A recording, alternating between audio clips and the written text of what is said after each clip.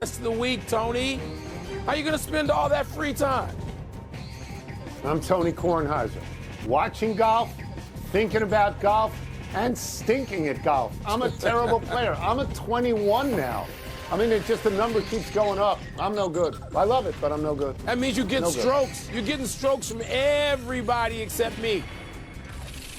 Right. You and I are going to play even whenever we play. Welcome to PTI, boys and girls. In today's episode, Geno Auriemma apologizes, Jorge Soler charges the mound, and Brian Windhorst joins us for 5 good minutes. But we begin today with the Masters.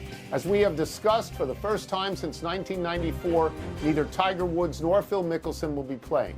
Between them, they have 8 green jackets, Tiger 5, Phil 3. No one starting in this field has more than 2 green jackets. Wilbon, what is the biggest storyline here to you? Tony, maybe the biggest storyline is there are a lot of people who can win this. And I know I've been listening to already live from Augusta and live at the Masters and all these shows because I'm, like you, fanatical about this, obsessed with it. And, you know, hard and fast, and it's going to be like that because there's no rain in the forecast, and Augusta's going to play in a way that, you know, people want to see it play, but it doesn't often. I don't think there's any dominant storyline. I mean, Rory was last year, but he won. He won already, and I don't think Rory is a particular storyline this year. I hear people predicting that Patrick Reed should be a favorite. That troubles me personally, but I understand it given his familiarity with that golf course. Brooks Koepka's back, John Rahm, so you got the live guys, but I don't know that dominates the regular PGA Tour players who've been playing already. You got international field that's out there. I watch to figure out what the storylines are. They will reveal themselves, so I'm not going into this with any great predisposition about what's supposed to happen. The biggest storyline at this Masters is the fact that Tiger Woods and Phil Mickelson are not playing in it. I know we've talked about it. That doesn't mean it's not the biggest storyline, especially the circumstances under which Tiger Woods is not playing. The other big storyline is the 40th anniversary of Jack Nicklaus winning the Masters, and everybody remembers that. But, Mike, as you know, once the puck drops, you can't look backwards. You got to look forwards.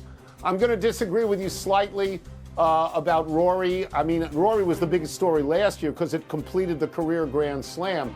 I believe if he actually repeated, that would be a tremendous accomplishment, but I don't know how motivated he is, and I will say that he has not won a tournament in the United States since winning the Masters last year. I think if Scottie Scheffler wins, that's a real big deal because that gives him 3 Masters championships and puts him in a thoroughly elite category. Thoroughly elite. But he has had trouble lately because he's had one bad round, a tournament, usually early. I have some numbers here. The last 3 tournaments, he's finished 12th, 24th, and 22nd. And he hasn't played in a month. It's interesting you mentioned Patrick Reed. I was thinking the same thing. He won here. He played college golf in Augusta. I think he's leaving a live tour to play on the PGA Tour. I would mention Rahm. I would mention DeChambeau, just like you. And I would ultimately agree with you, Mike, that it has not revealed itself yet. Maybe by Saturday, but not yet. So we'll move on. Geno Auriemma has now apologized again, this time actually naming Dawn Staley, to whom he should have apologized to directly in the first place. Auriemma said in a statement, quote, "This morning, Dawn Staley and I spoke. I apologize to Dawn, her staff, and her team. I've lost more games in the Final Four than any coach in history. But Friday, I lost something more important. I lost myself. Dawn and her team deserved to win, and they deserved more from me," unquote. In an earlier statement, Staley said she hoped everyone could turn the page on this incident. Wilbon, are you willing to turn the page, as Staley has asked? I'll get to it. He's in no rush to apologize.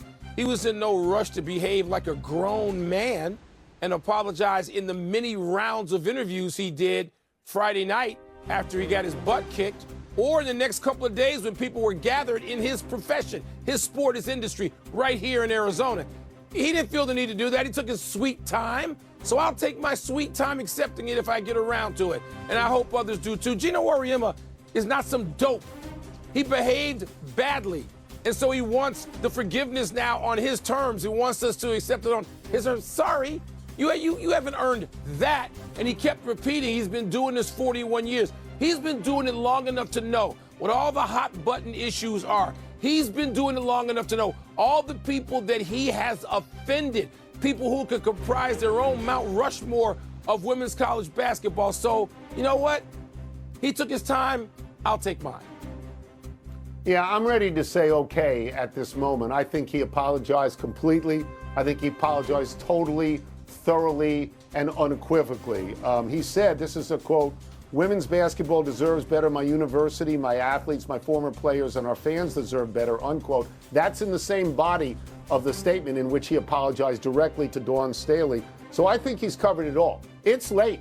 He should have done this earlier, but he did it now, and he did it publicly. The condemnation of Auriemma was unanimous out there. Good. And I got to tell you, Mike, that it was a 50-50 shot in my mind that the next time we would hear from him would be when he announced his resignation. I wonder if he thought about that. I'll bet he did. I'll bet he decided, I don't want to go out this way, so let me try and say the right thing right now. I think Dawn Staley's public comments have been fine. She has not been vindictive at all. She is willing to accept an apology. I think, even accepted the first apology, which was a non-apology. And I think she knows who Geno Auriemma is, and I don't think she wanted to crush him. I think she has taken the high road here. I think she's taking the high road. I think Geno's looking for the high road. He's looking for it. He hadn't found it. You know what Chris Rock always says? I'm not giving you credit for doing what you're supposed to do. Geno Auriemma was forced. He was forced into this position. So no, 100%. no, I know. 100%. A grown man. Yeah. Well, and he got forced into they're this. Going to play. None of this matters, Mike, now, because on November 24th, those two teams are going to play. And this is going to be the biggest storyline. How about that? And if they play again in the Final Four, this will be the big storyline, because this is what binds them now. This is what binds them. We'd find that storyline going in. Now, to last night's dust-up between the Braves and Angels, Jorge Soler charged Atlanta's Reynaldo Lopez after a pitch that was up, way up, and in.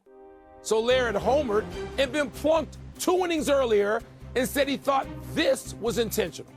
Braves manager Walt Weiss, all 170 pounds of him, helped tackle Soler and said afterward, quote, "I love Soler, but that's a big man. As long as no one get hurt, it's kind of fun. It's kind of a good time," close quote. Baseball suspended Soler today and Lopez 7 games each. Tone, does Soler have good reason to charge the mound? This is an interesting thing to talk about, given that we talked about Wilson Contreras yesterday. And you had said of Wilson Contreras that you approved of the fact that he said he was going to take somebody out, right? I mean, that's the unwritten rule of baseball, is what you said, and I agree with that. Let me consult my notes here. So I suppose, Mike, that you are inclined to think Soler did the right thing. I am leery about the Contreras situation because it's amorphous, because it could happen at any time.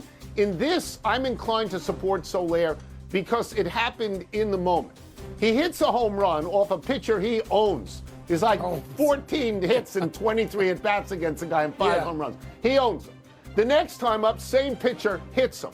The next time up, third time around, same pitcher comes up and into him. And Soler then stands